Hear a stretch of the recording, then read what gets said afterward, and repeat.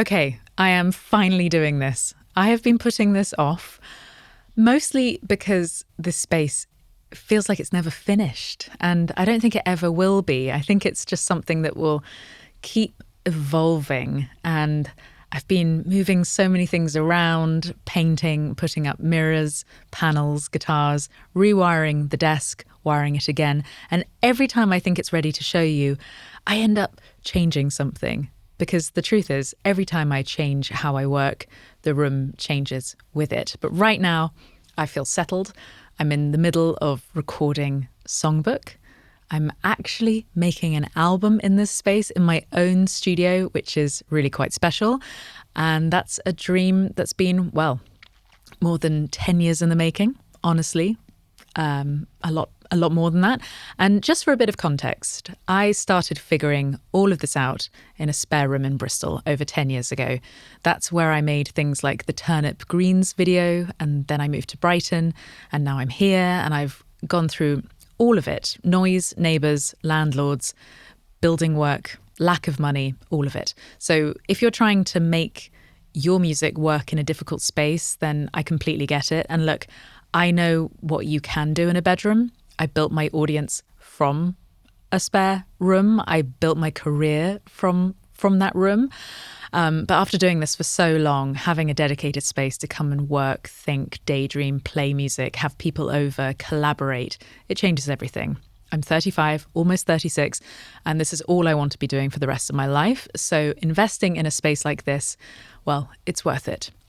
So it's April 2026 while I'm filming this, and this is the studio as it is right now. I still have loads of ideas, but hey, here's my 2026 studio tour.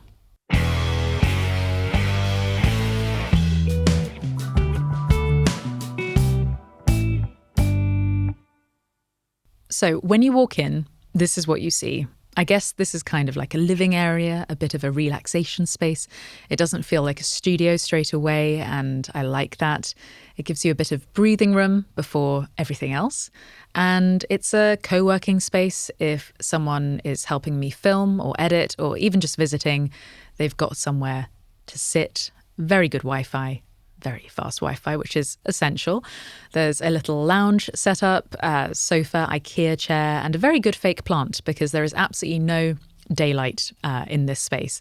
That thing would not survive. This room is quite practical, actually. I filmed an unboxing here recently, which worked really well because I could just pull the desk around and get a nice, clean backdrop, space for the camera, space for lighting.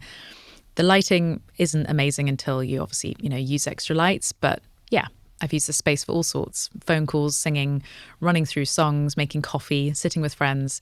Also storing guitar boxes, which is honestly one of the most underestimated parts of reviewing guitars. They take up so much space.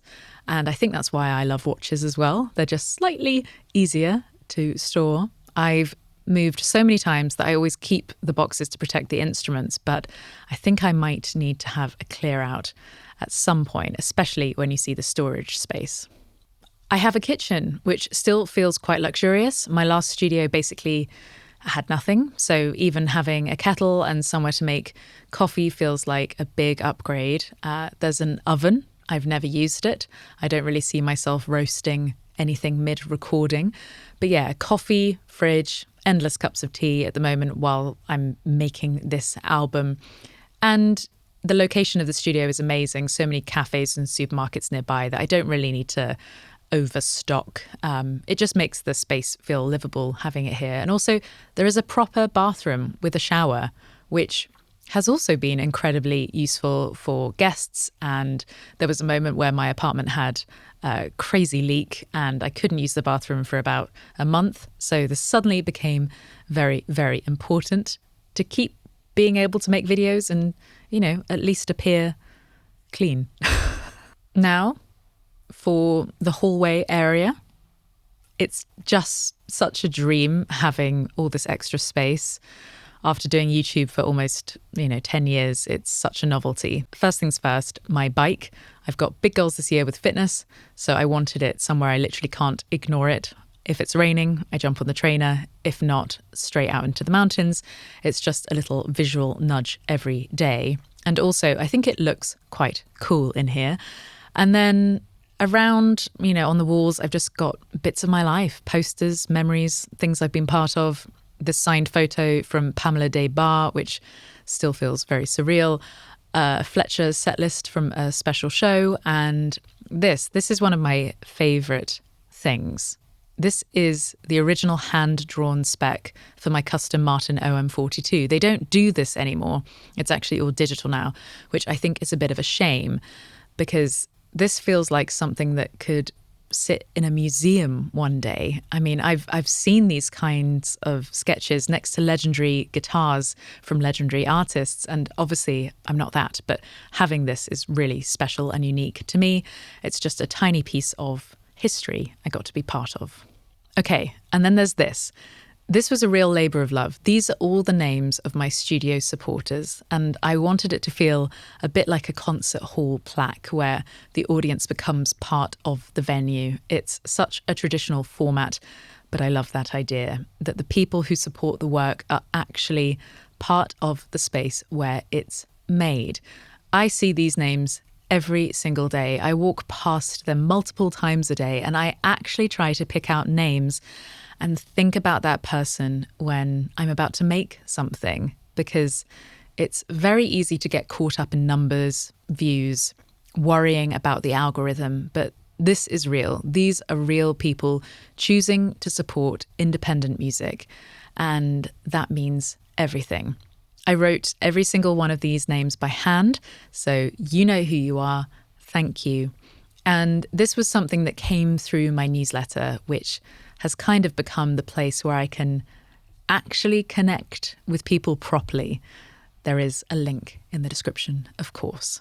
This is the sort of organised chaos section. This is basically everything you need to do what I do: cables, microphones, lenses, pedals, memory cards, interfaces, all of it. And it's a lot because you're not just a musician, you're filming, editing, recording, producing, everything. So this is my attempt at keeping it under control. And then mixed in with all of that are personal things, my old iPods, things friends have made me. This isn't just a commercial space. This is my creative brain, really. So it feels right that all of this lives here. Okay, drum roll. This is the part I didn't just need, I really needed. Storage, proper accessible storage, because in the old studio, everything was stacked, hidden, slightly dangerous. Things would fall on me all the time. Now I can see everything: camera bags, tripods, lighting, cases. It sounds boring, but it makes working so much easier. And I genuinely get excited showing people this part of the studio, which is slightly concerning. This desk here is really useful for packing things up, unboxing things, walking whilst working.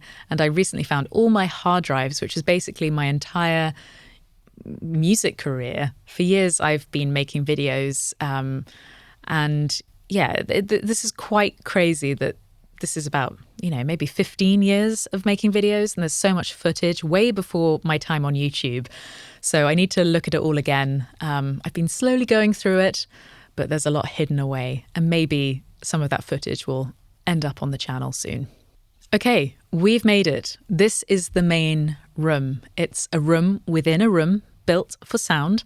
I'd say it's not quite soundproof, but it's more than enough for what I need. I don't need an anechoic chamber. And this is where I make the music and the videos. Writing, filming, recording, rehearsing. This is very much a content studio as well as a music studio. So everything is designed around being able to do both instantly. Lighting, cameras, audio, all ready to go at the click of a button. And honestly, in terms of saving time, this is everything.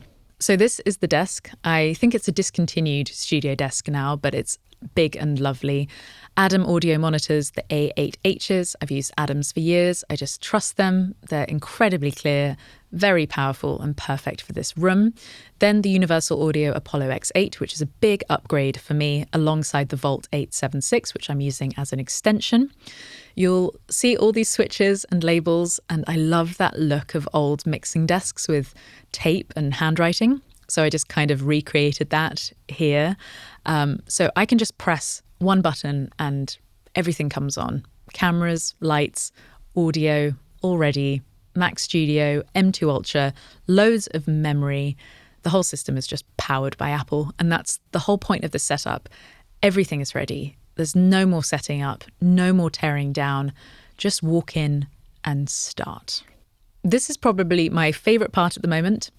This is the songbook setup, songbook corner. The guitar is always here, mic is set, camera is ready, lights are done, so I can just sit down and play and record everything properly. There's also a TV monitor above with the UA console. That's just where I throw it. So I can see everything while I'm performing. And then Logic is running on the main screen. This has been so important while making the album because the less friction there is, the more you can create. And I guess this is quite unique, making an album on video as well. It's strange because this feels both very new and very overdue. I started making YouTube videos properly in 2016. Things really grew around 2019 and now it's 2026. So this feels like the next chapter, not just for videos, but for making albums, collaborating, building something long term. And honestly, finding a space like this, it was one in a million. I don't think I'll ever find anything like this again. It's really special. It was actually purpose-built by my friend Aaron. So Aaron, thank you for all your hard work that you put into this building. And just a thank you from the bottom of my heart for everything that you've helped me with.